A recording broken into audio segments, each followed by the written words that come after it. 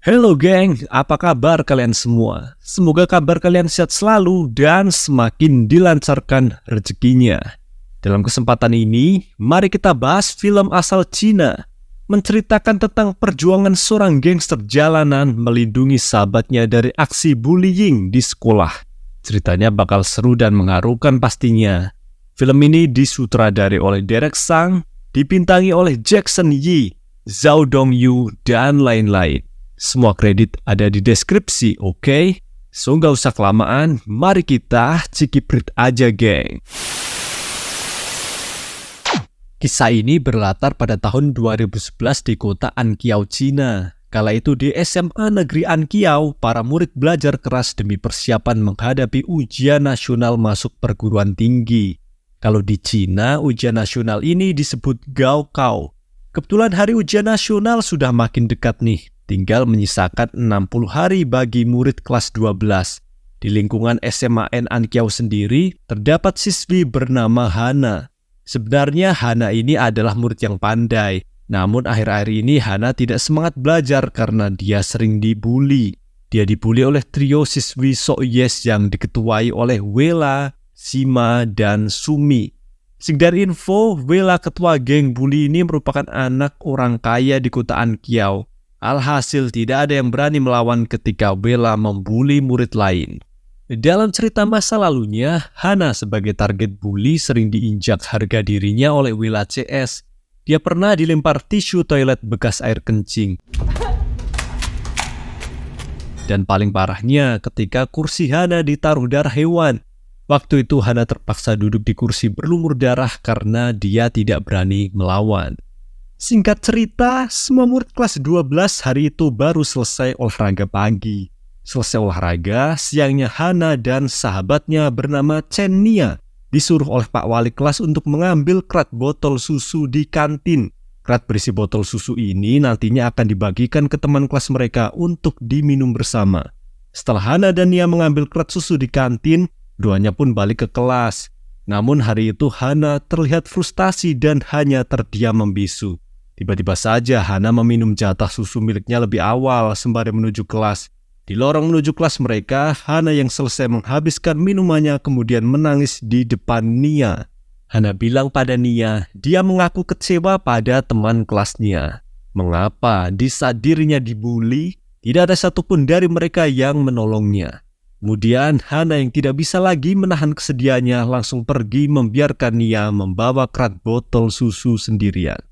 Sesampainya Nia di kelas, semua teman segera mengambil jatah susu mereka, sedangkan Nia sendiri lanjut ke tempat duduknya lagi. Setelah para murid meminum susu, suasana kelas jadi ramai. Saking semangatnya belajar, mereka semua sampai menggumam saat membaca buku pelajaran. Nia yang merasa terganggu segera memakai earphone-nya. Dia ingin fokus memahami pelajaran bahasa Inggris. Di saat Nia sedang menyimak pelajaran bahasa Inggris dari earphone-nya, tiba-tiba teman kelasnya heboh. Mereka berlari keluar untuk melihat sesuatu yang menggemparkan. Sungguh memilukan, sebuah tragedi maut terjadi hari itu. Awalnya Nia tidak sadar dengan hal ini, tapi lama-lama dia penasaran juga kok teman-temannya berlarian keluar kelas itu kenapa. Nia pun melepas earphone-nya dan terdengarlah suara histeris dari murid lain. Nia yang penasaran ikut keluar kelas untuk lihat apa yang terjadi. Dan betapa kagetnya dia, seorang siswi tewas bundir lompat dari lantai atas gedung sekolah. Siswi ini tergeletak tepat di tengah lapangan sekolah yang ada di bawah. Nia yang melihat tragedi tersebut ikut syok tentunya. Sebab siswi yang bundir ini tidak lain adalah Hana sahabatnya. Dia pun segera turun ke lantai bawah untuk melihat jasad Hana yang tergeletak tak bernyawa. Agak miris sih, segitu banyaknya orang tidak ada satupun dari mereka yang berempati pada Hana. Malahan murid-murid lain sibuk mengeluarkan ponsel dan merekam tragedi tersebut. Nia yang prihatin melihat murid lain tak punya empati, akhirnya memberanikan diri mendekati jasad Hana. Dia pun menutupi jasad Hana dengan jaket sekolah miliknya. Dari lantai atas gedung sekolah, sadisnya Wela si tukang bully juga ikut merekam tragedi ini untuk diviralkan. Dan inilah Better Days. Lanjut esoknya, tepat jam 5:30 pagi, alarm di ponsel Nia berbunyi. Dia harus bangkit dari tidur untuk kembali bersekolah. Saat terbangun, Nia masih terpukul dengan tragedi kemarin. Namun dia tidak mau berlarut dalam kesedihan. Nia pun bersiap berangkat ke sekolahnya agar tidak terlambat. Sesampainya di sekolah, Nia memasuki kelasnya. Saat pelajaran dimulai, dia sempat menengok ke tempat duduk Hana. Dilihat bangku Hana kosong karena sahabatnya itu sudah meninggal. Tak lama Pak Wali kelas memanggil Nia untuk disuruh menghadap ke ruang kepala sekolah. Sesampainya di ruang kepala sekolah, Nia didampingi kepala sekolah dan Pak Wali kelas menemui polisi. Di sana tim kepolisian yang dipimpin oleh Komandan Lau dan Opsir Zeng bermaksud menggali informasi tentang tragedi kemarin. Dikarenakan Nia ini sahabatnya Hana, pihak polisi coba menggali informasi mengenai alasan Hana nekat bundir. Obrolan tersebut sengaja direkam oleh kepolisian, kali aja ada informasi penting yang didapat dari Nia. Namun Nia takut mengatakan jujur pada polisi mengenai alasan Hana bundir. Spontan Pak Wali kelas, kepala sekolah, dan polisi berjanji akan melindungi Nia jika dia berani berkata jujur. Sayangnya tak lama terdengar bunyi bel pergantian jam. Pertanda Nia harus segera kembali ke kelasnya agar dia tidak ketinggalan pelajaran. Sesampainya Nia di kelas, teman-temannya tiba-tiba kikuk melihat Nia balik. Ada yang aneh nih. Benar saja ketika Nia hendak duduk, dia kaget ada darah hewan tergenang di kursinya. Disitulah Nia kembali teringat masa-masa ketika Hana dibully dengan cara yang sama beberapa waktu lalu. Tidak ingin bernasib sama seperti Hana, Nia tidak menduduki darah hewan ini, bahkan hingga pergantian jam pelajaran. Alhasil Pak Wali kelas yang melihat Nia masih berdiri segera menghampirinya. Akhirnya Pak Wali kelas melihat sendiri upaya pembulian dengan mata kepalanya. Dia lantas menegur para muridnya yang berlaku jahil pada Nia. Pak Wali kelas menyuruh si pelaku mengaku siapa yang melakukan hal keterlaluan ini. Sayangnya dari semua murid tidak ada yang mau mengakui kejahilan tersebut. Singkatnya, jam sekolah berakhir, Pak Wali kelas mengajak Nia ke ruang guru. Saat hendak mengobrol dengan Nia, ada orang tua murid datang. Mereka punya keperluan dengan Pak Wali kelas. Dengan bijak, Pak Wali kelas menyuruh orang tua murid ini untuk menunggu sebentar. Segera Pak Wali kelas langsung ke intinya. Dia bertanya pada Nia, Nak, apa ibumu sudah pulang dari perantauan? Tanya Pak Wali kelas. Sambil ketakutan Nia menjawab, belum Pak. Pada akhirnya Pak Wali kelas membolehkan Nia pulang karena dia masih ada tamu. Singkatnya, sesampainya Nia pulang ke kontrakannya yang ada di sebuah rusun, dia kembali belajar untuk persiapan ujian nasional. Ketika sedang belajar inilah, tiba-tiba pintu kontrakannya digedor oleh debt collector yang mencari ibunya guna menagih hutang. Tentu saja hal ini membuat Nia begitu ketakutan. Dia memilih tidak membukakan pintu dan tetap bersembunyi di kontrakannya. Lanjut esok paginya, Nia kembali bersekolah. Sesampainya dia di sekolah, para murid terkesan nih, gedung sekolah kok sudah didekor bagus menggunakan spanduk oleh para guru. Ternyata staf guru sedang menyemangati murid kelas 12 agar mereka bersemangat menghadapi ujian nasional.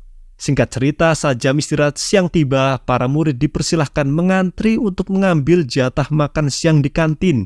Ketika sedang mengantri inilah, Wela dan gengnya melihat Nia. Ketiganya lantas menghampiri Nia dan mengajaknya masuk ke geng mereka. Namun Nia menolak karena sudah tahu tabiat Wela. Mendapat penolakan tersebut, Wela lantas mengeluarkan ponselnya untuk memotret Nia sebagai bahan bulian. Sekejap Nia kembali teringat aksi Wela saat membuli Hana di toilet sekolah dengan cara yang sama. Tidak mau bernasib seperti sahabatnya itu, Nia segera pergi daripada dirinya mendapat masalah. Namun sayangnya wajah Nia sempat terekam di ponsel Wela. Singkat cerita, jam sekolah usai, para murid boleh pulang. Ketika hendak pulang ke rumah, Nia punya firasat buruk. Benar saja saat dirinya melintas di jalanan sepi, dia dihadang oleh Wela CS. Nia ditendang dari belakang hingga tersungkur. Dalam aksi pembulian ini, Wela mengancam Nia. Awas saja jika Nia berani melapor ke polisi bahwa Hana bundir karena dibuli oleh Wela. Dan tak sengaja, aksi bullying ini disaksikan oleh pria misterius dari atas gedung di jalanan itu. Usai mendapat bulian tadi, Nia yang sedih pulang ke rusun nih. Sesampainya di kontrakannya, Nia kaget ternyata Zule ibunya sudah pulang dari perantauan. Lantas Nia menyuruh ibunya untuk tidak keluar rumah. Dia khawatir jika debt collector datang lagi menagih hutang. Sekedar informasi, Zule ibunya Nia ini adalah single parent yang bekerja sebagai sales kosmetik. Dia berjualan kosmetik ilegal yang tidak tersertifikasi BPOM Cina. Nia sendiri sudah berkali-kali menasihati ibunya agar tidak berjualan barang ilegal. Namun si ibu mengaku tidak punya modal untuk kulakan kosmetik bermerek karena harganya mahal. Singkatnya, malam itu Zule meminta tolong pada Nia anaknya untuk mengecatkan rambutnya yang sudah beruban. Sembari rambutnya disemir, Zule bertanya apakah di sekolah Nia baik-baik saja. Nia pun menjawab jika di sekolah dia termasuk ranking 10 besar seangkatannya. Mendengar hal ini, Zule jadi bangga. Dia mengatakan jika Nia lulus nanti, mereka akan pindah ke Beijing. Zule berjanji akan berhenti dari bisnis ilegalnya itu dan memulai bisnis baru bersama Nia anaknya. Di sini Zule juga meminta maaf karena sering meninggalkan Nia sendirian di rumah karena dia harus merantau cari uang. Disitulah Nia jadi sedih. Selesai mengecat rambut ibunya, dia pun pergi ke kamar untuk belajar lagi. Lanjut esok subuhnya, Nia terbangun gara-gara mendengar ibunya pergi dari rumah untuk berangkat merantau lagi.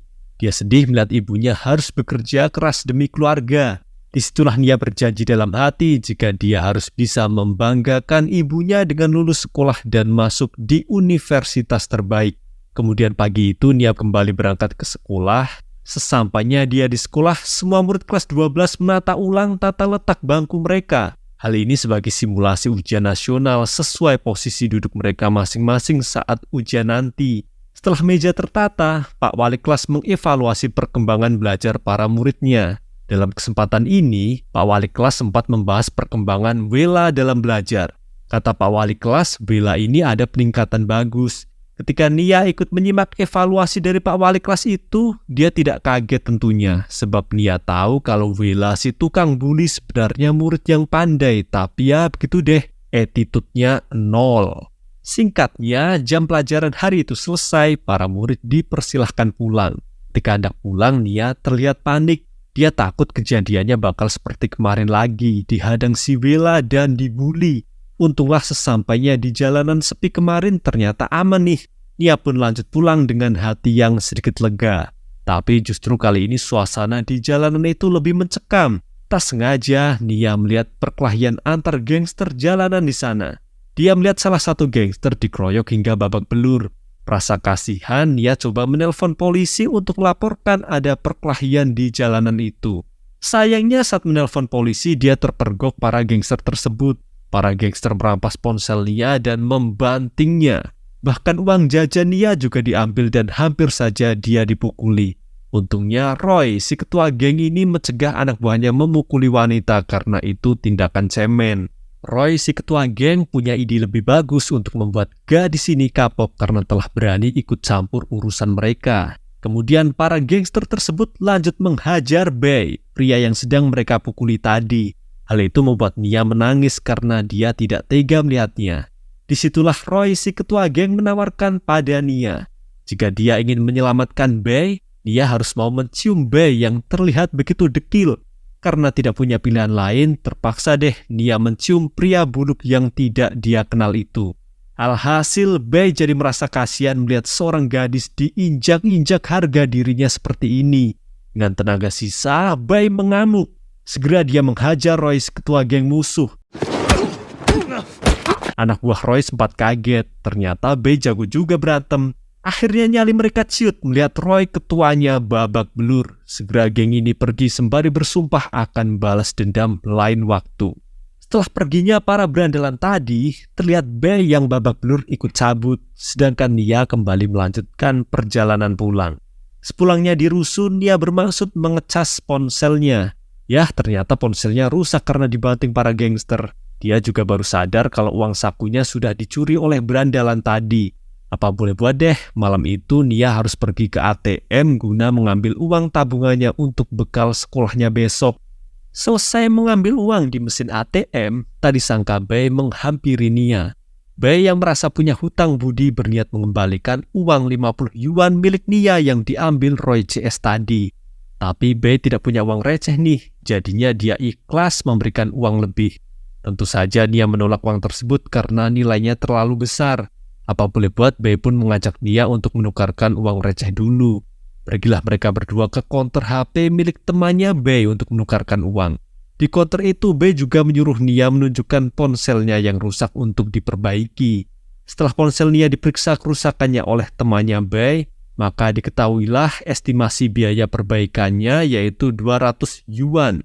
Dengan rincian 150 yuan untuk ganti komponen yang rusak, sedangkan 50 yuan untuk jasa servisnya. Kemudian Bei pun bilang pada temannya akan membayar 150 yuan saja untuk membeli suku cadang yang diperlukan. Selebihnya dia sendiri yang akan memperbaiki ponsel Nia yang rusak itu. Disitulah Nia baru tahu kalau Bei ini jago juga servis HP. Lantas Bei menjelaskan bahwa dirinya bisa mahir memperbaiki HP rusak karena dia berbisnis jual beli ponsel selundupan di black market. Setelah mengotak-atik ponsel milik Nia, Bei langsung tahu cara memperbaikinya dengan cepat. Sembari menservis HP milik Nia, lantas Bei bertanya apakah Nia kemarin dibully oleh teman sekolahnya di jalanan tadi. Sebab kemarin Bei tak sengaja melihat pembulian itu. Selanjutnya Bei menawarkan jasanya pada Nia. Jika Nia mau, Bei bisa kok jadi bodyguardnya, asalkan Nia mampu membayarnya. Mendengar tawaran Bei ini, Nia masih ragu karena tak punya uang. Kemudian Nia menegaskan agar Bei tidak usah khawatir.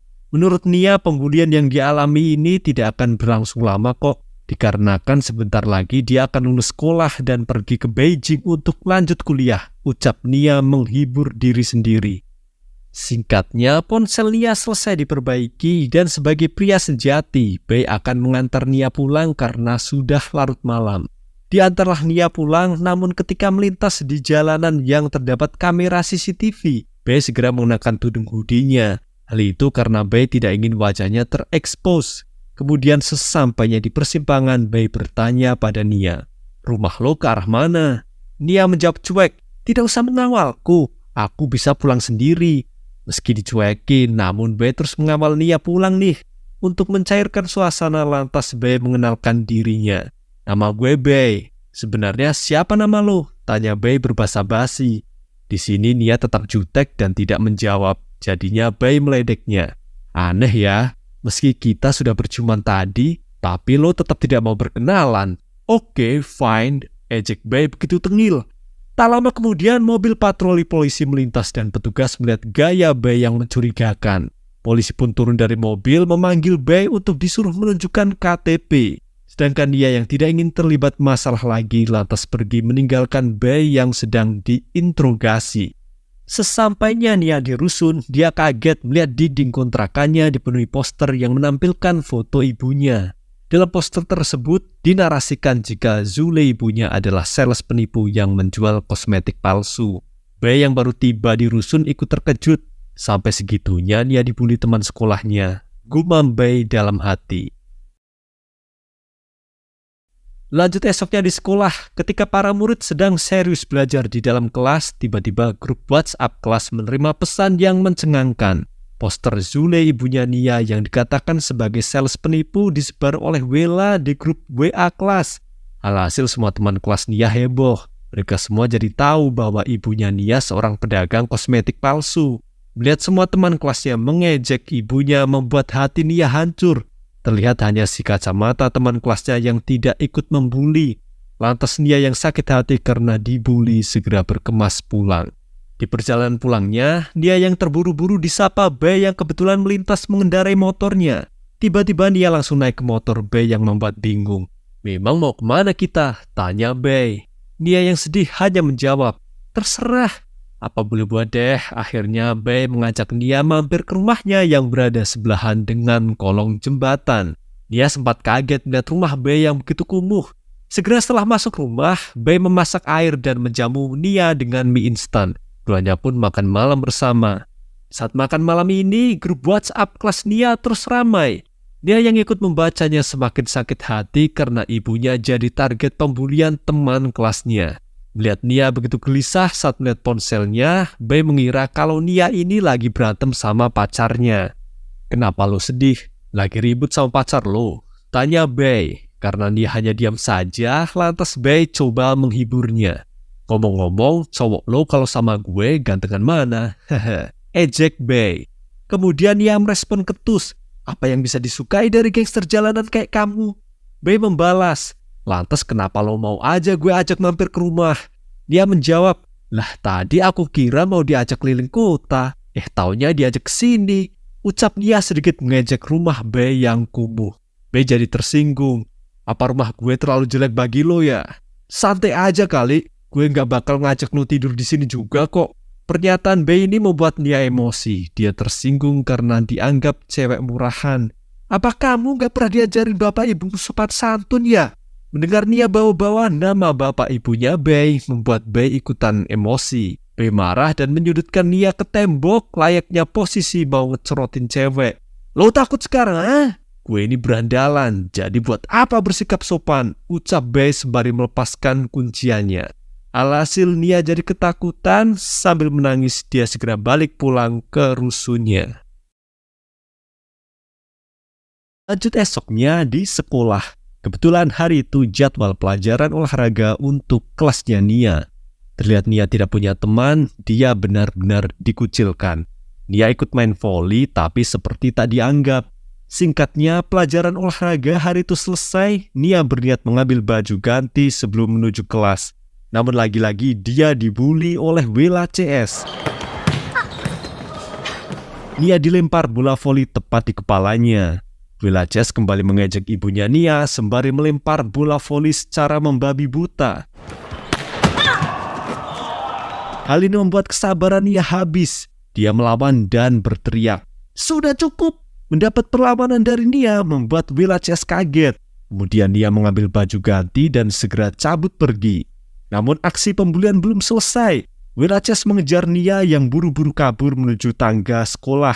Sadisnya mereka mendorong Nia hingga terjatuh dari tangga itu. Akibatnya Nia terluka, dia pun segera diantar si kacamata ke UKS untuk diobati. Selesai luka Nia diobati oleh perawat sekolah, si kacamata menghampiri Nia untuk memberinya semangat. Hanya tinggal 1 bulan lagi Nia, dan kamu bisa pergi ke Beijing, ucap si kacamata. Merasa pesimis Nia merespon, bagaimana jika aku tak kuat seperti anak kemarin? Si kacamata tak henti memberinya semangat. Kalau kamu pasti kuat Nia, kamu beda dengan Hana yang terlalu lemah. Jangan biarkan pembulian ini mempengaruhi hidupmu. Mendengar pernyataan si kacamata ini, Nia tidak setuju. Kita juga lemah. Dulu waktu Hana dibully, kita juga tidak menolongnya. Pada akhirnya Nia belajar dari pembulian yang dialami Hana dulu. Kali ini dia akan speak up. Nia tidak akan tinggal diam dan melawan pembulian ini. Hari itu juga dia menelpon Opsir Zeng, petugas polisi yang menangani kasus bundir Hana kemarin. Dia memberitahu pada Opsir Zeng lewat telepon alasan Hana bundir karena dia dibully oleh Wela CS. Segera merespon laporan ini, Opsir Zeng dan timnya kembali ke SMAN Ankiau untuk menginterogasi Wela CS. Gilanya saat diinterogasi, trio pembuli ini tidak ada yang mengaku jika mereka telah membuli Hana. Parahnya si Wela yang diinterogasi oleh polisi menunjukkan gejala gangguan jiwa. Dia terindikasi sebagai psikopat dengan kepribadian ganda. Bahkan berhadapan dengan polisi, si Wela ini masih bisa santai dan senyum-senyum seperti tidak punya dosa. Ketika proses interogasi sedang berlangsung, tak lama ponsel Wela yang disita polisi berdering. Itu panggilan dari ibunya Wela. Tiba-tiba saja ekspresi Wela berubah, dia jadi panik. Wela khawatir jika uang jajannya berkurang karena ketahuan berurusan dengan polisi. Dan setelah selesai menginterogasi 3 murid pembuli tadi, tim polisi kembali bergerak nih. Mereka menanyai satu persatu murid SMAN Ankiau untuk dimintai kesaksian atas pembulian yang dilakukan Wela CS pada Hana dan Nia. Namun para murid yang dimintai keterangan oleh polisi enggan bersaksi. Mereka tidak ingin berurusan dengan Wela yang merupakan anak orang kaya. Para murid memilih bungkam dan mengaku tidak tahu jika ada pembulian di sekolah mereka. Lanjut malamnya setelah siang tadi disibukkan dengan penanganan kasus pembulian ini, Opsir Zeng diajak makan di kedai pinggir jalan oleh Komandan Lau. Di kedai itu mereka membahas tentang kasus pembulian yang sedang mereka tangani. Kemudian Komandan Lau memberitahu pada Zeng jika kasus bullying di sekolah akan selalu ada di setiap generasi. Jadi jangan terlalu kaget dengan kasus seperti barusan. Dengar perkataan Komandan Lau, Zeng jadi prihatin. Dia lantas membandingkan masa ketika dia sekolah sepertinya tidak sebobrok anak muda sekarang. Mendengar curhatan Zeng tersebut membuat Komandan Lau kembali bercerita. Komandan Lau memberi penjelasan tentang lingkaran setan dalam kasus bully di Cina. Penjelasan Komandan Lau tersebut membuat Zeng jadi tertegun mendengarnya. Namun meski ini kasus kriminal biasa, Zeng berjanji akan bekerja semaksimal mungkin dalam menanganinya. Lanjut esoknya di sekolah, akhirnya Willa CS terbukti melakukan bullying. Mereka mendapat hukuman skorsing dari sekolah. Orang tua ketiganya yang mengetahui bahwa anaknya adalah tukang bully jadi malu. Mereka lantas menghajar anaknya sendiri di hadapan murid lain. Setelah peristiwa ini, Nia dipanggil ke ruang guru untuk menemui Pak Wali kelas. Pak Wali kelas menuturkan pada Nia bahwa Willa CS mendapat hukuman skorsing. Ketiganya dikeluarkan dari sekolah, tapi mereka masih bisa mengikuti ujian nasional. Pak Wali kelas juga menjelaskan akibat keberanian pihak sekolah menghukum Willa, katanya orang tua Willa tidak terima dan akan menuntut balik sekolah kita ini. Dan karena tidak ingin masalah tersebut berlarut-larut, Pak Wali kelas yang akan mengalah deh. Dia siap mengundurkan diri sebagai guru. Jadi jika selama ini Bapak ada salah, mohon dimaafkan ya. Alhasil Nia jadi sedih mendengar Pak Wali kelas resign dari kerjaannya. Singkat cerita, hari itu jam sekolah telah usai, para murid boleh pulang. Di depan gerbang sekolah ketika Nia hendak pulang, dia dipanggil oleh Opsir Zeng yang ingin mengobrol dengannya. Di dalam mobil sembari berkendara, Opsir Zeng meminta maaf pada Nia karena dia tidak berhasil memenjarakan Willa CS yang sudah terbukti sebagai pelaku bully. Opsir Zeng lantas menceritakan pengalamannya saat menginterogasi Willa dan ibunya di rumah mereka. Opsir Zeng mengaku tercengang melihat fakta bahwa Willa ini sebenarnya murid yang berprestasi, dibuktikan dari banyaknya piala di rumahnya itu. Dugaan Opsir Zeng, si Willa terindikasi sebagai psikopat dengan kepribadian ganda. Dan sesampainya di rusun, dia berterima kasih pada Opsir Zeng karena sudah diantar pulang. Segera setelahnya dia pamit pulang ke kontrakannya.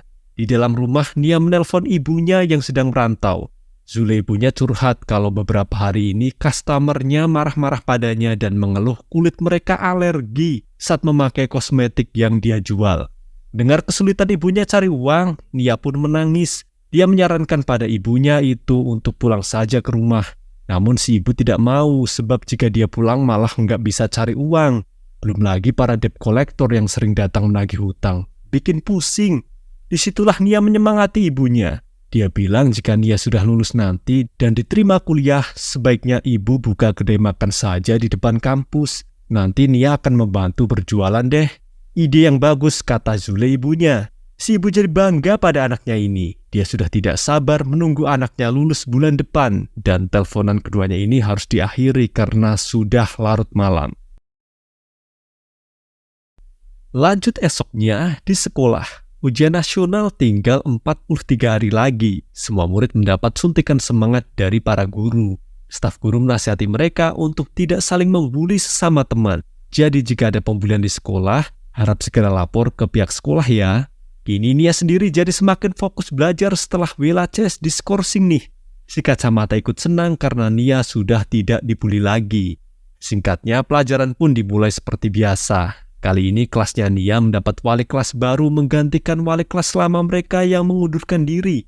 Dalam 1 bulan ke depan, murid kelas 12 punya agenda yang padat. Salah satu agendanya yaitu foto bersama untuk kenang-kenangan sebelum lulus. Singkat cerita, hari itu jam sekolah sudah usai, para murid boleh pulang. Kali ini untuk pertama kalinya Nia bisa pulang ke rusun tanpa khawatir lagi dibully.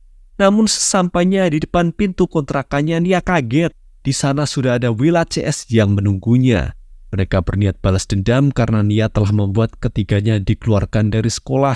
Si Willa sudah membawa pisau cutter untuk melukai Nia, sedangkan 2 temannya membawa tikus untuk disebar di kontrakan Nia. Kemudian, Willa CS pun melakukan penyerangan. Untungnya Nia berhasil kabur. Dia bergegas menuju basement rusun untuk melarikan diri. Sembari dikejar waktu, Nia berusaha menelpon Opsir Zeng untuk meminta bantuan. Saking terpojoknya, Nia harus bersembunyi di dalam tong sampah. Dan untuk sementara waktu dia berhasil lolos dari kejaran Willa CS. Namun saat bersembunyi di dalam tempat sampah, tiba-tiba teleponnya berdering. Itu panggilan balik dari Opsir Zeng yang merespon miss call dari Nia barusan.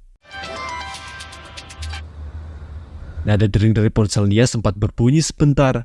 Dikiranya dia bakal ketahuan. Untunglah Willa CS lumayan budek dan mereka pergi berlalu. Di dalam tempat sampah itu, Nia yang ketakutan mengangkat telepon dari Opsir Zeng. Namun dia tidak jadi meminta bantuan dan berbohong kalau barusan hanya salah pencet saja. Cerita beralih pada Bei. Dia yang pulang kelayapan balik ke rumah. Ketika hendak masuk rumah, Bei terkejut. Kok ada Nia di teras? Maka dia ajaklah Nia masuk ke rumah. Di dalam rumah, Nia dipinjami baju oleh Bei untuk pakaian ganti. Selesai ganti baju, Nia mengatakan pada Bei, "Bei, bisa nggak kamu melindungiku? Tapi aku nggak punya uang buat bayar kamu jadi bodyguardku. Aku janji kok kalau aku sudah kerja nanti bakal aku bayar," ucap Nia. Bei hanya termenung, dia lihat kaki Nia ini terluka. Lantas Bei mengobati luka di kaki Nia tanpa berkata apapun. Malam itu Nia dibolehkan menginap sementara waktu di rumah kumuh Bei ini sebab Nia takut balik rusun karena Willa pasti akan menerornya lagi. Berhubung sudah larut malam, keduanya harus istirahat. Di sini Bei sempat bertanya, "Bukankah kemarin lu selalu remehin gue ya? Kok tiba-tiba jadi kalem gini?" tanya Bei berbasa basi. Kemudian Bei meminta Nia untuk meminjamkan buku tulis dan pena. Di buku itu Nia disuruh Bei untuk menulis bahwa Nia berhutang budi padanya. Suatu saat Nia harus membayar hutang itu pada Bei.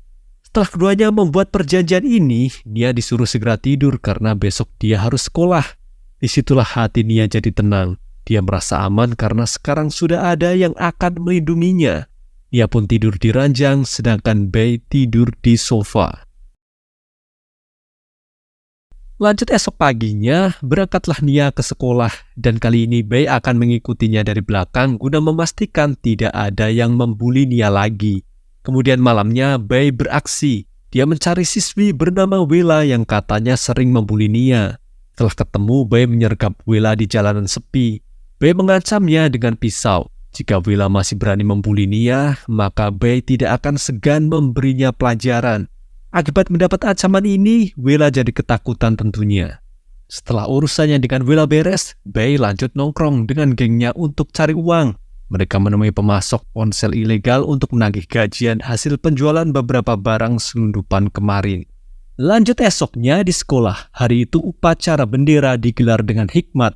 Kepala sekolah memberi pidato agar murid kelas 12 lebih giat belajar demi menghadapi ujian nasional yang semakin dekat. Kemudian para murid dengan semangat mengucapkan sumpah pelajar secara serentak. Sumpah ini berisikan janji seorang pelajar yang bersumpah akan membanggakan kedua orang tua, negara, nusa, dan bangsa. Kini hari menuju ujian nasional tinggal menyisakan 32 hari lagi. Semua murid kelas 12 semakin giat belajar hingga larut malam karena ada jam pelajaran tambahan di sekolah mereka. Beralih pada Bei, dia sendiri sembari menunggu Nia pulang sekolah, setiap malam menyempatkan cari uang bersama gengnya. Karena uang hasil menjual ponsel selundupan dirasa kurang cukup, mereka pun banting setir main judi dengan modal uang seadanya.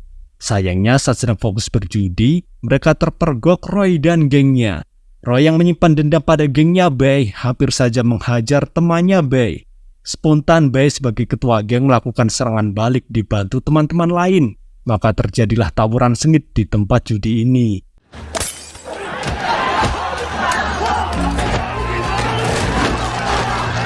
Untungnya kekacauan di tempat judi tersebut berhasil dilerai oleh pihak keamanan tempat judi itu. Kedua kubu perusuh ini ditangkap dan mereka disuruh bubar.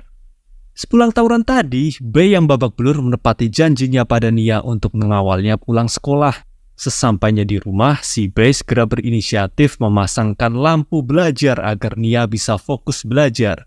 Saat menemani Nia belajar, Bei jadi penasaran nih, sebenarnya apa sih yang dipelajari selama persiapan menghadapi ujian nasional? Kemudian Nia menjelaskan, dalam persiapan menghadapi ujian nasional, biasanya para murid dikasih kisi-kisi soal dan jawabannya.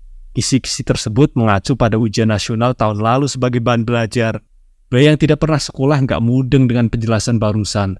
Lantas Nia gantian bertanya pada Bei, "Kenapa kamu nggak sekolah aja?" tanya Nia. Dengan sepele Bei menjawab, "Apa gunanya bagi gue? Beradalan kayak gue nggak perlu sekolah." Disitulah Nia terkejut mendengar jawaban pesimis Bei barusan. Dia merasa kasihan dan harus lebih bersyukur. Ternyata di luaran sana ada banyak orang yang tidak seberuntung dirinya bisa mengenyam pendidikan tinggi. Lanjut esoknya di sekolah, ketika jam pulang sekolah, Sumi, teman satu gengnya Wela, menyapa Nia di gerbang sekolah. Dia bertanya pada Nia siapa sosok yang melindungi Nia sehingga Wela tidak berani lagi membulinya. Sumi mengaku pada Nia, sekarang dialah yang gantian jadi sasaran pembulian si Wela nih. Sumi memohon agar Nia menolongnya dari aksi pembulian ini. Sempat tidak peduli karena Sumi dulunya juga sering membuli Nia, namun Nia yang nggak tegaan jadi kasihan pada Sumi yang terus merengek. Karena Nia tahu rasanya dibuli itu tidak enak. Akhirnya dia memaafkan perbuatan Sumi dulu padanya dan Nia bersedia mengantar Sumi pulang. Selesai mengantar Sumi pulang, Nia lanjut balik ke rumahnya Bei. Di sana Bei ikut masuk ke rumah tanpa berkata apapun. Terlihat muka Bei babak belur akibat perkelahian jalanan lagi. Nia sempat menawarkan bantuan untuk merawat luka Bei itu, namun Bei menolak. Dia bisa mengobati lukanya sendiri katanya. Selesai mengobati luka-lukanya, Bei dibolehkan oleh Nia tidur di ranjang bersamanya untuk hari ini. Saat keduanya hendak tidur, disitulah Nia bertanya pada Bei. "Apa kamu baik-baik saja?" tanya Nia. Pertanyaan tersebut membuat Bei terharu, sebab selama dia hidup, baru kali ini ada orang yang bertanya seperti itu padanya. Bei pun lanjut curhat. Bei bercerita ketika dia berumur 13 tahun, kedua orang tuanya bercerai. Ayahnya menghilang entah kemana setelah perceraian itu, begitu juga ibunya. Sejak saat itulah Bei hidup sebatang kara. Dengar curhatan Bei ini membuat Nia ikut sedih. Tidak mau berlarut dalam cerita masa lalunya, Bei pun memilih tidur saja deh. Singkatnya, setelah momen malam itu, keduanya jadi saling mengenal satu sama lain dan mereka semakin akrab. Setiap hari aktivitas yang mereka jalani masih seperti biasanya. Nia pergi dan pulang sekolah dikawal Bei. Pas akhir pekan kadang-kadang keduanya berkeliling kota sembari belanja bahan makanan. Hingga suatu hari di sekolah, si kacamata mencemaskan keadaan Nia. Dia tengok akhir-akhir ini Nia sering diuntit oleh pria misterius. Mendengar kekhawatiran si kacamata, Nia hanya bisa memakluminya. Sebab si kacamata belum tahu saja bahwa pria misterius yang selalu menguntitnya itu adalah bodyguard-nya. Semakin kesini, akhirnya kehidupan Nia kini lebih berwarna. Sepulang sekolah atau saat akhir pekan, Bei sering mengajak Nia bermain agar dia tidak stres belajar melulu. Dalam momen-momen kebersamaan ini, sembari berkeliling kota dengan motor, Nia curhat pada Bei. Nia mengaku punya sahabat bernama Hana. Sahabatnya itu sudah meninggal karena bundir akibat sering dibully di sekolahnya. Ia mengatakan bahwa dirinya tidak ingin bernasib sama seperti Hana sahabatnya. Jadi selama dia bisa melawan, Nia akan melawan ketika dibully. Mendengar pengakuan Nia yang agaknya sudah lebih berani menghadapi kerasnya kehidupan, membuat Bei jadi lega nih. Bei pun lanjut mengajak Nia untuk melakukan hal-hal random yang benar-benar mengasyikkan seperti ngeprank orang di jalanan dan lain-lain. Hingga suatu waktu setelah tahu bahwa Bei ini orangnya baik, Nia tertarik mengajak Bei merantau ke Beijing bersama ketika dia lulus sekolah nanti. Mendapat ajakan ini, Bei jadi senang. Dia merasa seperti punya keluarga lagi. Singkatnya, setelah momen-momen berwarna tadi, ada waktunya keduanya balik ke rumahnya Bei. Kini Nia harus kembali fokus belajar. Namun sepertinya dia mulai suka pada Bei. Menyadari hal ini, Bei memilih tetap profesional. Dia menyuruh Nia fokus belajar.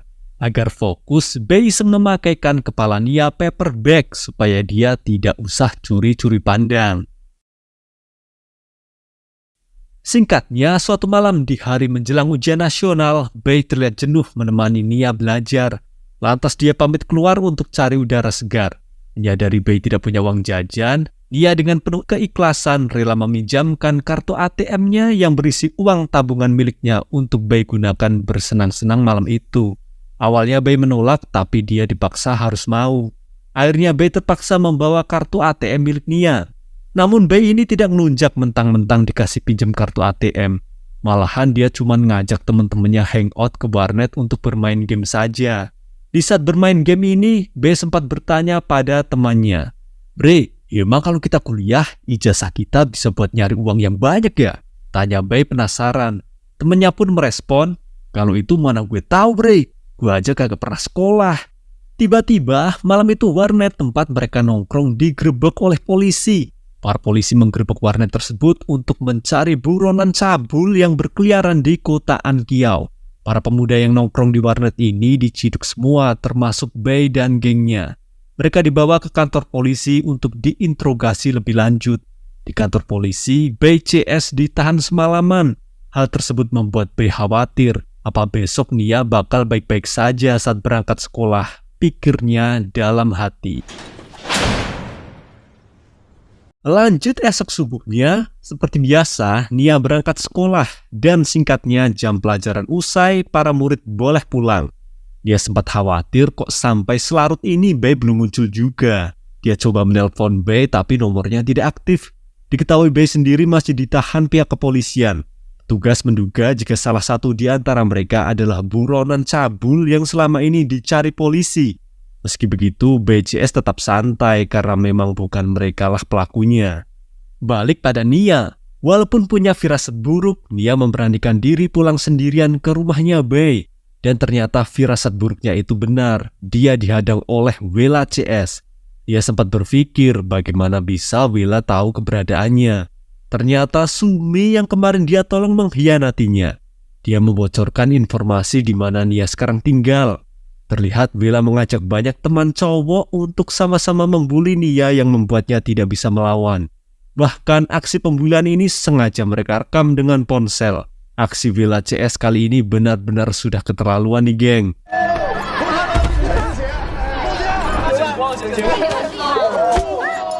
Mereka mencukur pitak rambut Nia. Tidak cukup sampai di situ, Wela CS juga menelanjangi Nia sambil terus merekam video. Untungnya ada warga sekitar yang peduli nih. Salah satu warga yang melihat pembulian tersebut segera melempar botol dari jendela rusun. Dia mengancam akan melaporkan gerombolan pembuli ini ke polisi. Disitulah Wela jadi panik. Dia segera menyuruh teman-temannya untuk bubar sebelum polisi datang. Beralih pada Bei, malam itu akhirnya mereka dibebaskan juga oleh kepolisian karena tidak terbukti bersalah. Segera Bei bergegas sembari menelpon Nia tapi kok tidak ada tanggapan. Khawatir jika Nia kenapa-napa, Bei buru-buru pulang. Sesampainya dia di rumah, Bei kaget melihat Nia babak belur. Pakaiannya sudah compang-camping dan rambutnya pitak. Terlihat Nia hanya menangis sembari memperbaiki buku-buku sekolahnya yang dirusak Wela CS tadi. Tentu saja Bei jadi emosi. Dia mengambil tongkat baseballnya dan berniat balas dendam. Namun Nia segera mencegah upaya Bei balas dendam. Dia tidak ingin Bei tersandung masalah hukum. Sembari terus menangis, Nia meratapi hidupnya yang begitu berat.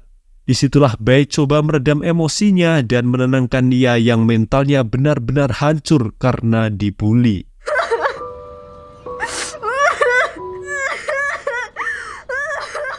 Masih malam itu, setelah kondisi Nia sudah agak baikan, Bei menyarankan Nia untuk mencukur pendek rambutnya supaya rapi. Sebagai bentuk solidaritas, setelah Nia selesai bercukur, Bei juga ikut mencukur pendek rambutnya. Kini keduanya sama-sama pelontos. Nia dan Bei pun foto bersama untuk sekedar menghibur diri agar si Nia tidak berlarut dalam kesedihan. Setelahnya diajaklah Nia keliling kota Ankiao oleh Bei dengan motornya. Lanjut esoknya, Nia kembali bersekolah meski malu dengan potongan rambutnya, tapi dia harus berangkat agar tidak ketinggalan pelajaran.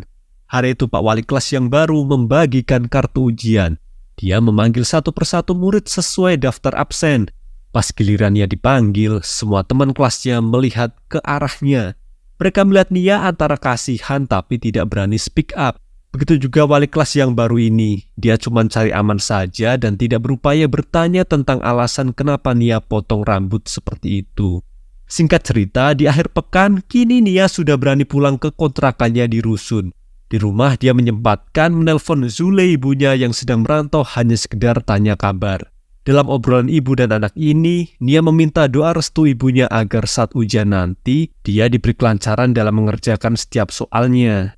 Lanjut malamnya di sekolah, kebetulan hari itu ada agenda doa bersama di sana. Dikarenakan besok hari Seninnya murid kelas 12 akan menghadapi ujian nasional, maka malam ini mereka menerbangkan lampion sebagai bentuk doa dan pengharapan sesuai kepercayaan yang ada di Cina sana. Setelah acara lampion selesai, Nia lanjut pulang ke rusun. Di perjalanan pulang, tak disangka dia disapa oleh Wela. Si Wela meminta maaf pada Nia perihal pembulian kemarin yang sudah keterlaluan. Wela memohon agar Nia tidak melaporkannya ke polisi. Sembari berlutut, Wela mengaku sudah menghapus video bugil Nia kemarin kok. Hebatnya, meski berkali-kali dibully, Nia ini benar-benar pemaaf. Dia memaafkan Wela asalkan si Wela pergi dari kehidupannya. Setelah memaafkan kelakuan Wela selama ini, kemudian Nia lanjut pulang menaiki anak tangga di taman itu. Mendengar bahwa dirinya sudah dimaafkan, Wela jadi senang. Dia menyusul Nia lagi dan bertingkah sok akrab. Bagai orang berkepribadian ganda, tiba-tiba tanpa bersalah Wela menawarkan akan memberi Nia uang agar hutang ibunya Nia pada debt collector bisa dilunasi. Dengar bacotan Wela yang begitu merendahkan harga diri keluarganya membuat Nia tersinggung. Ibaratnya sudah dimaafkan, tapi si Wela ini masih saja mulutnya lemes. Hal tersebut membuat Nia emosi. Dia refleks mendorong Wela agar pergi meninggalkannya sendiri. Namun siapa sangka akibat dorongan dari Nia ini membuat Wela terjatuh dari anak tangga dengan posisi kepala membentur beton. Alhasil Wela tewas seketika dan tentu hal itu membuat Nia panik. Nia yang panik segera meninggalkan TKP menuju rumahnya Bei. Di rumah Bei, Nia menceritakan kejadian barusan dan betapa terkejutnya Bei mendengarnya. Dia mengaku tidak sengaja mencelakai Wela. Semua kejadian tadi berjalan begitu cepat. Nia takut dipenjara sebab dirinya belum sempat membanggakan ibunya. Nia berpikir mungkinkah masa depannya sudah hancur akibat kejadian ini. Mendengar curhatan Nia yang begitu menyayat hati membuat Bei jadi iba. Ini anak nasibnya sial banget sih. Sudah jadi korban bully, malah nggak sengaja bunuh orang. Disitulah Bei berniat membantu Nia agar dia terbebas dari tuduhan pembunuhan tersebut. Gerak cepat, Bei menemui Long, temannya yang berprofesi sebagai sopir taksi untuk meminjam mobil. Mobil didapat, Bei segera menuju TKP untuk mengangkut jasad Wela dan menguburnya di sekitaran proyek jalan layang. Setelah mengubur Wela, tugas Bei belum selesai nih. Dia harus mencari gadis asing untuk pura-pura diserang agar Bei dikira sebagai buronan cabul yang selama ini dicari polisi. Kemudian beres dengan skenario palsu tersebut, Bei membersihkan rumahnya dari sidik jari Nia. Dia membakar semua barang-barang yang pernah dipakai Nia seperti selimut, bantal, dan lain-lain. Tak luput, data dalam ponsel miliknya juga harus dilenyapkan. Semua foto bersama Nia dia hapus sebelum akhirnya ponsel miliknya itu dihancurkan dengan batu. Singkat cerita, hari Senin di mana ujian nasional digelar telah tiba. Kebetulan pagi itu hujan turun begitu deras. Terpantau semua murid kelas 12 dari seluruh negara Cina tumpah ruah ke jalan menuju tempat ujian masing-masing. Akibatnya lalu lintas hari itu jadi macet parah. Sesampainya para murid kelas 12 di tempat ujian, mereka dipersilahkan masuk ke ruang ujian. Terlihat Bei ikut mengantar Nia yang akan berjuang menghadapi ujian nasional. Dia berdoa agar Nia lulus sembari berteduh di bawah payung. Masih pagi itu, akibat hujan deras ini, ruas jalan di dekat proyek jalan layang terjadi longsor yang mengakibatkan macet total. Alat berat pun dikerahkan untuk membersihkan longsoran tanah yang menutupi jalan. Dan betapa terkejutnya operator ekskavator ketika melihat ada mayat di dalam timbunan tanah. Mendapat laporan ini, segera polisi mengamankan TKP. Setelah olah TKP selesai, polisi membawa temuan mayat itu ke rumah sakit untuk diautopsi. Singkatnya, dari proses autopsi ini didapat data sidik jari yang menunjukkan identitas si mayat, yaitu Wela. Beralih lagi di kantor polisi, setelah polisi mengecek kamera CCTV di TKP temuan mayat Wela, terekam sebuah kendaraan taksi beserta plat nomornya. Polisi bergerak mencari identitas sopir mobil taksi ini yang ternyata adalah Long. Mereka menangkap Long di rumahnya dan dia dibawa ke kantor polisi untuk diinterogasi. Setelah melalui proses interogasi, Long mengaku bahwa mobil taksinya kemarin malam dipinjam oleh Bei sahabatnya. Mendapat informasi ini, polisi segera mendatangi rumah Bei pada malamnya. Tapi terlihat rumah itu kosong, tidak ada orang. Sedangkan di rumah sakit sendiri, orang tua Wela diajak masuk ke ruang jenazah untuk memastikan apakah temuan mayat ini benar-benar Wela. Setelah dicek, keduanya membenarkan bahwa itu Wela anak mereka. Maka jelas sudah bahwa identitas mayat telah valid. Kemudian polisi bergerak lagi untuk menginterogasi teman terdekat Wela, yaitu Sumi dan Sima. Dalam proses interogasi ini, Sumi mengaku pada polisi jika terakhir kali dia bertemu Wela saat membuli Nia. Sedangkan Sima juga mengaku sama, sembari menunjukkan video ketika mereka membuli Nia. Lantas bukti video pembulian itu diarsip oleh polisi. Kasus tersebut langsung ditangani Opsir Zeng dan timnya. Mereka menduga ada kemungkinan jika Nia tersangka utamanya. Oleh sebab itu, Opsir Zeng dan timnya mendatangi rusunnya Nia. Setibanya di rusun, Opsir Zeng yang basah kuyup karena kehujanan dibukakan pintu oleh Nia. Sekejap, Opsir Zeng terlihat sedih melihat Nia berambut pelontos. Dia ikut prihatin mengetahui bahwa Nia dibully lagi oleh Wela CS. "Maaf Nia, apa kamu sudah dengar kabar kalau Wela tewas dan kamu diduga sebagai tersangka utamanya?" tegas Opsir Zeng. Malam itu juga, Nia dibawa ke kantor polisi untuk diinterogasi mengenai kasus terbunuhnya Wela. Melihat dari rusun sebelah bahwa Nia digelandang ke kantor polisi membuat Bei sedih. Padahal dia sudah berusaha membuat skenario palsu agar polisi terkecoh, tapi masih juga gagal. Disitulah Bei putar otak lagi untuk menyelamatkan Nia dari jerat pidana. Singkatnya, sesampainya Nia di kantor polisi, dia segera dibawa ke ruang interogasi. Intinya Nia dituduh sebagai pelaku pembunuh Wela, karena hanya Nia yang memiliki motif paling kuat untuk membunuh Wela atas dasar dendam. Akibat menemui kebuntuan saat proses interogasi ini, kemudian tim polisi lanjut berdiskusi sebentar di luar. Dalam diskusi itu, Opsir Zeng merasa kasihan pada Nia karena besok dia masih ada ujian nasional selama 2 hari ke depan. Lantas Opsir Zeng meminta kelonggaran pada timnya agar Nia tetap bisa mengikuti ujian sebelum penyelidikan ini dilanjutkan. Alhasil, Joe rekannya yang mendengar Zeng lunak jadi sedikit kecewa. Dalam diskusi tersebut, Komandan Lau juga ikut menambahkan informasi baru. Jika barusan ada seorang gadis melapor kalau kemarin dia hampir dimantap-mantap oleh pria tak dikenal. Di sini Komandan Lau berasumsi mungkinkah Wela ini dibunuh oleh buronan cabul yang selama ini polisi cari. Dan setelah diambil keputusan bersama, Komandan Lau akhirnya setuju memberikan kelonggaran pada Nia agar dia bisa mengikuti ujian nasional selama 2 hari ke depan dengan pengawasan kepolisian. Lanjut esok paginya, hujan masih turun begitu deras. Nia harus berangkat ke tempat ujian nasional lagi. Kali ini pergerakan Nia benar-benar dipantau oleh polisi selama 2 hari ke depan. Singkatnya, setelah menuntaskan rangkaian ujian nasional, Nia bermaksud pulang ke rusun. Ketika Nia melintas di sebuah gedung kosong menuju rusunnya, tiba-tiba dia disergap oleh Bei. Kemudian Bei mengunci teralis pintu gedung kosong itu. Alhasil polisi yang memantau Nia segera bergerak. Mereka mengira jika Nia diculik. Lanjut pada Bei, dalam momen ini dia membujuk Nia agar Nia jangan mengaku sebagai pelaku kriminal pada polisi. Sebab Bei sendiri yang akan menggantikan posisi Nia sebagai tersangka kasus pembunuhan Wela ini. Bei mengatakan sudah menyusun skenario palsu agar seolah-olah Bei sebagai pelakunya. Awalnya Nia menolak karena dia tidak ingin Bei dihukum atas kejahatan yang tidak Bei lakukan. Namun Bei terus berusaha meyakinkan Nia. "Santai aja kok, ini demi masa depanmu Nia. Jika Bei jadi tersangka pembunuhan Wela, kemungkinan Bei tidak akan dihukum berat, sebab Bei tercatat masih di bawah umur."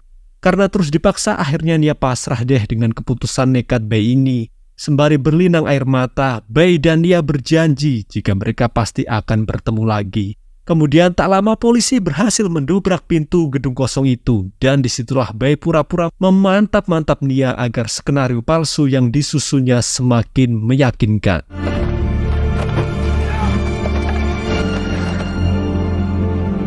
Akhirnya Bei diringkus polisi dengan tuduhan sebagai tersangka asusila dan pembunuhan.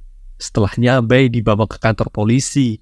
Dia disejajarkan bersama berandalan lain. Kemudian saksi mata didatangkan untuk melihat para berandalan ini. Kira-kira siapa sosok cabul yang selama ini meneror kota Anqiao? Disitulah Bei dituduh oleh saksi mata bahwa perawakannya mirip seperti buronan cabul yang hampir memantap-mantapnya. Maka dibawalah Bei ke ruang interogasi. Di ruang interogasi, Opsir Zeng dan Komandan Lau segera mencecar Bei dengan berbagai pertanyaan. Bahkan, Bei ini dituduh sebagai pelaku pembunuh Wela karena ditemukannya sidik jari Bei di tubuhnya si Wela. Tanpa banyak bacot, Bei mengaku bahwa dialah yang membunuh Wela. Bei membuat pengakuan palsu. Dia berbohong sesaat berniat memantap-mantap Wela. Terjadi perlawanan yang mengakibatkan si Wela tewas. Pengakuan palsu ini begitu meyakinkan sehingga membuat polisi percaya begitu saja. Akhirnya polisi membebaskan Nia untuk sementara waktu dari tuduhan sebagai tersangka kasus ini. Ditetapkannya Bei sebagai tersangka pembunuh Wella membuat Opsir Zeng ragu apa benar Bei pelakunya. Malam itu Opsir Zeng lembur untuk mencari bukti baru jika Bei ini kemungkinan hanya berbohong. Firasat Opsir Zeng mengatakan jika motif Bei membunuh Wella tidak meyakinkan. Entah kenapa Opsir Zeng tetap curiga pada Nia yang diduga sebagai pelakunya. Bersama Joe rekannya, dia kembali mengumpulkan bukti rekaman CCTV aktivitas Nia setiap hari. Dalam rekaman itu terlihat sosok misterius yang mirip Bei selalu membuntuti Nia. Maka disimpulkan oleh Opsir Zeng bisa jadi keduanya saling kenal dan ada kemungkinan mereka telah membohongi polisi. Esok paginya, Nia kembali dijemput polisi untuk dimintai keterangan lanjutan. Dibawalah Nia ke kantor polisi untuk diinterogasi lagi. Nia kembali disudutkan sebagai pelaku pembunuh Wella dan dia diminta jujur apakah Nia mengenal Bei. Begitu juga Bei sendiri diminta jujur apakah dia mengenal Nia. Namun keduanya kekeh tidak saling kenal. Meski sudah dipertemukan dalam satu ruangan, keduanya tetap bersikeras dengan pernyataan itu. Namun sayangnya mereka berdua ini tidak bisa menutupi ekspresi kesedihannya masing-masing. Terpancar raut wajah dilema di antara keduanya yang saling menyimpan rahasia. Komandan Lau yang melihat ekspresi mereka dari ruang CCTV menyadari jika keduanya pasti saling bekerja sama. Namun apa boleh buat, hanya Bei yang mengakui kejahatannya. Jadi Bei resmi dinyatakan sebagai pelakunya dan kasus ini akan dilimpahkan ke pengadilan. Setelahnya Opsir Zeng dan timnya berdiskusi lagi untuk menyusun berkas yang nantinya akan diserahkan ke pengadilan. Dalam diskusi ini, Zeng mengaku kasihan pada Bei jika benar Bei akan dihukum atas kejahatan yang tidak dia perbuat. Beralih pada Nia, dia akhirnya dibebaskan dari tuduhan sebagai tersangka kasus pembunuhan atas Wella. Nia dijemput ibunya yang mendengar kabar jika anaknya diciduk polisi atas kasus pembunuhan. Akhirnya si ibu lega ternyata anaknya bukanlah pelakunya dan keduanya pun pulang malam itu. Lanjut esoknya di sekolah. Para murid menjalani hari bebas setelah ujian nasional selesai. Selesai acara hari bebas di sekolah, dia pulang ke rusun. Di jalanan menuju rusun, dia teringat nasib Bei yang dipenjara hanya demi menggantikan posisinya sebagai pelaku pembunuhan. Disitulah dia terbebani mentalnya karena seharusnya dialah yang dipenjara. Di lain cerita, setelah Bei masuk penjara, teman-teman Bei di jalanan benar-benar dihajar oleh gengnya Roy. Mumpung mereka kehilangan sosok kuat di dalam kelompoknya, teman-teman Bei ini dibuat babak belur. Sedangkan di penjara sendiri, Bei hanya bisa cemas menantikan vonis hakim sebab kasus ini termasuk pidana berat meski dia masih di bawah umur. Tapi Bei ikhlas menjalani hukuman ini demi Nia, orang baik yang bernasib sial. Lanjut esoknya di sekolah, semua murid merayakan kelulusan mereka. Bersamaan dengan acara kelulusan ini, Bei juga menjalani proses hukum. Dia harus reka ulang adegan di TKP. Kemudian malamnya Nia pulang setelah acara kelulusan tadi. Dan lagi-lagi di tengah jalan Nia kembali menangis membayangkan nasib Bei di penjara. Lanjut esoknya lagi, akhirnya hari di mana pengumuman nilai ujian nasional tiba. Melalui website sekolah, Nia dinyatakan lulus dengan nilai tertinggi dalam ujian nasional. Ibunya begitu bangga menyimak hasil nilai anaknya ini. Tak lama setelah hasil nilai ujian keluar, pintu rusun diketuk oleh tamu. Ternyata itu Opsir Zeng yang mampir untuk menyapa Nia dan mengucapkan selamat atas kelulusannya. Iseng, Opsir Zeng membahas tentang perkembangan kasus terbunuhnya Wella. Kata Opsir Zeng, terdakwa akan dihukum mati karena Bei dikategorikan bukan anak di bawah umur lagi. Dengar kabar ini membuat Nia menangis dan terbongkarlah jika Nia mengenal Bei.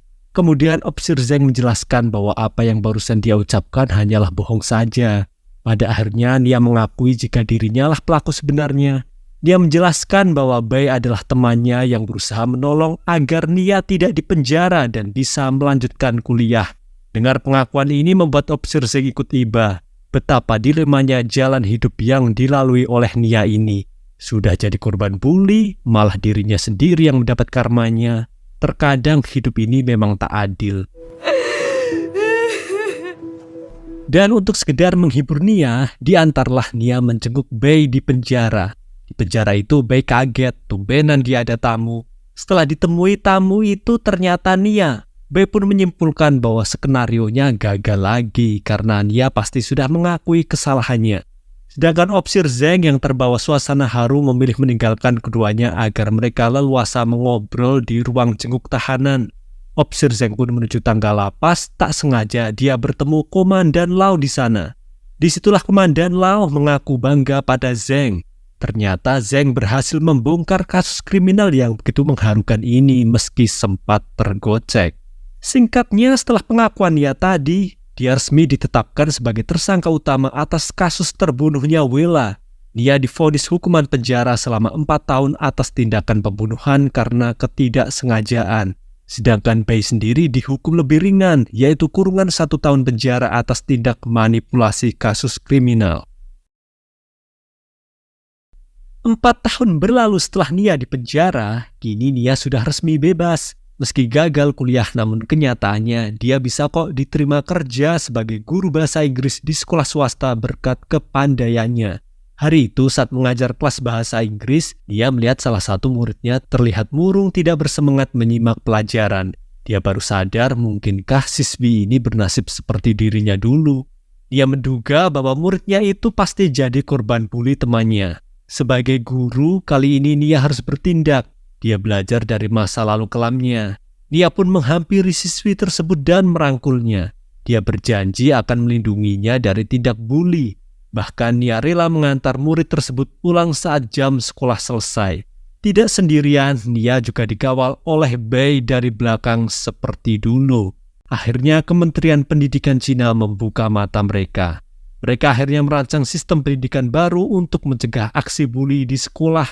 Dan cerita pun selesai, sampai jumpa di kisah seru lainnya.